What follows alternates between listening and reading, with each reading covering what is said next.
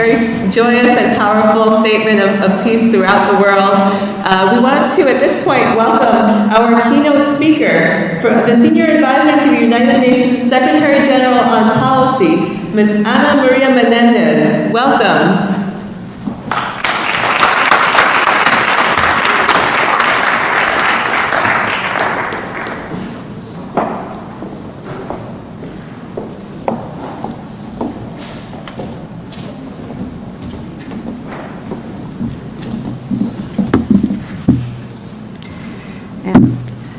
Ladies and gentlemen, thank you very much for providing this opportunity. Okay. It's better now? Yes. Okay. So, ladies and gentlemen, thank you very much for providing this opportunity to be here and to address you in this very timely and fruitful reunion. At times, we live in a world that is really very turbulent, and at times of great anxiety, people frequently retreat to identity politics and to populism. Demonizing others becomes a way to cope with fear. It is easier to understand the scary, changing world if the problem is not us, it is them. We are witnessing a spiraling wave of discrimination and stereotyping of the other in many places. Around the world, religion and ethnic differences are being cynically distorted to justify incitement to hatred and discrimination. We see an alarming rise in hate speech, both online and offline. Messages that spread hostility and hatred and encourage populations to commit violence against individuals or communities, often based on their identity. Hate speech sows the seeds of suspicion, mistrust, and intolerance. Over time, it can play an important role in convincing people that violence is logical, justifiable, even necessary. And so it is no surprise that hate speech is one of the most common warning signs that could lead to violence or even atrocity crimes, such as ethnic cleansing, genocide, war crimes, or crimes against humanity. We have been down this road many times before. History is full of examples of societies coming asunder when the discourse of division and hatred takes hold. Together, we must counter such narratives. When people clash, it is almost never really about identity. Rather, other factors are at play: discrimination, competition over resources, a lack of jobs and opportunities, and other grievances. Identity is often a proxy for these issues, but is rarely at the core of the dispute. But once identity has been introduced into the equation, it's very difficult to walk back. Nobody wins in the end. This is especially true today when instability so quickly spirals out of control beyond borders. From Syria to Yemen, from South Sudan to the Sahel, Afghanistan, and elsewhere, we see how hundreds, once unleashed, engulf whole regions. Civilians are paying the highest price, with women and girls facing systematic violence and oppression.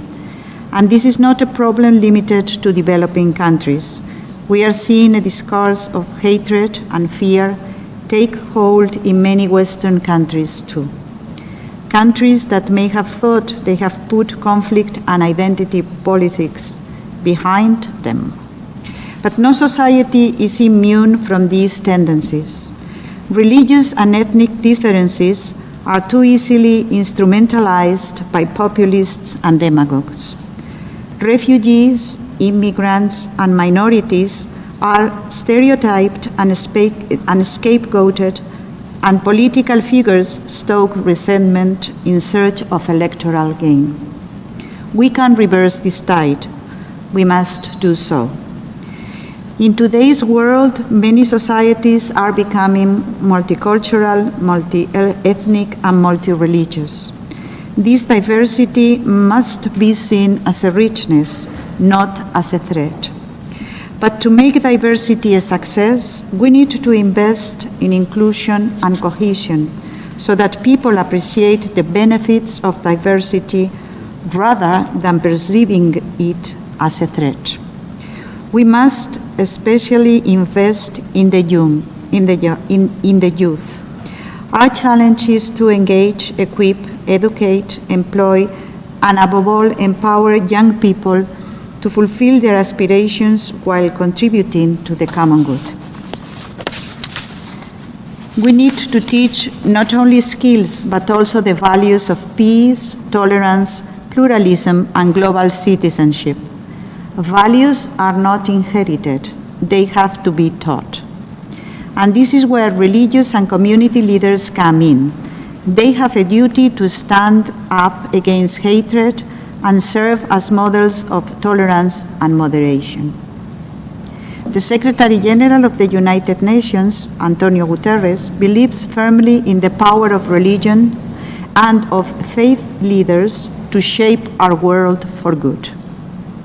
His personal conviction is only one source of his commitment to harnessing the power and potential of religion. Maybe you know, but he was for many years the High Commissioner for Refugees. And as such, he came face to face with the worst of human suffering. He saw how often that suffering is caused by our fellow men and women. But he also saw how, to the vast majority of people uprooted from their homes, faith is an anchor in a stormy sea of fear, loss, separation, and destitution. He saw how religious leaders have a voice and influence within their respective communities. And he saw how faith is central to hope and resilience. The voice, the authority, and the example of leaders are critical to preventing conflict and other forms of instability, including radicalization and extremism. They are critical to building sustainable peace. And there are examples to be shared across the world, in Colombia, in Central African Republic, in Southeast Asia, many of the countries that have been here are mentioned by all of you. This recognition of the crucial role of religious leaders in peace can have been acknowledged in the development of the FES Plan of Action, which is a plan of action that is aiming at preventing incitement that could lead to atrocity crimes. This plan sets out a broad range of ways in which leaders can prevent incitement to violence and contribute to peace and stability. It stresses the importance of women and the youth in all prevention initiatives. It also contains recommendations for states and the international community. Religions teach respect for peace and recognize human beings as fundamentally equal. They exhort us to show respect for all human beings, even those with whom we might profoundly disagree or whose cultures might seem alien to us. The Secretary General holds the issue of peace very close at his heart, and for that reason, he has announced a surge in diplomacy for peace and a focus across the whole UN system, the United Nations system, on crisis prevention and mediation. These initiatives are really, their objective is to build a UN system that whose main objective is to better people's life and to advance peace and understanding in societies. One thing that I think that is very important, and I'm very happy to be with you tonight, is that we are very conscious in the United Nations of the role that civil society play in this changing global landscape. We think that it's very important to count on civil society and to include the voice and perspective of civil society in all the work and all the deliberations of the United Nations. My joining here today is in many respects a manifestation of that commitment. I look forward to working together in the years to come. Thank you very much.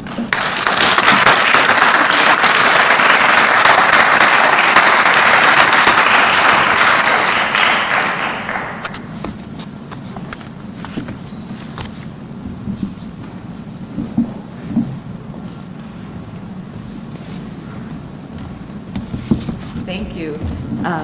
We'd like to present you with an award. Thank you. Faisal Gorji.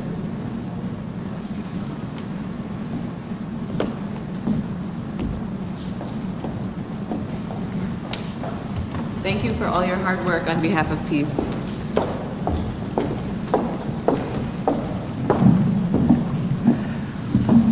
We are highly blessed today to have Ms. María Menéndez with us.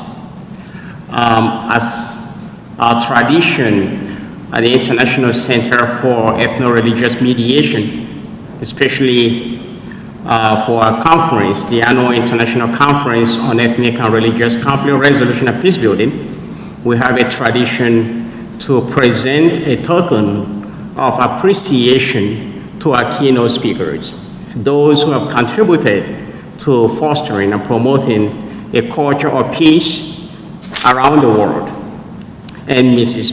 María Menéndez is one of those people who have really affected the lives of people and improved nations, encouraged nations to live together in peace and harmony.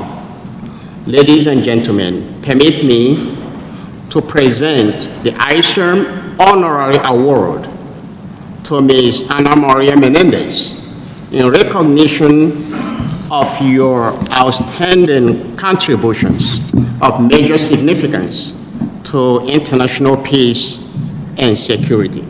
Thank you.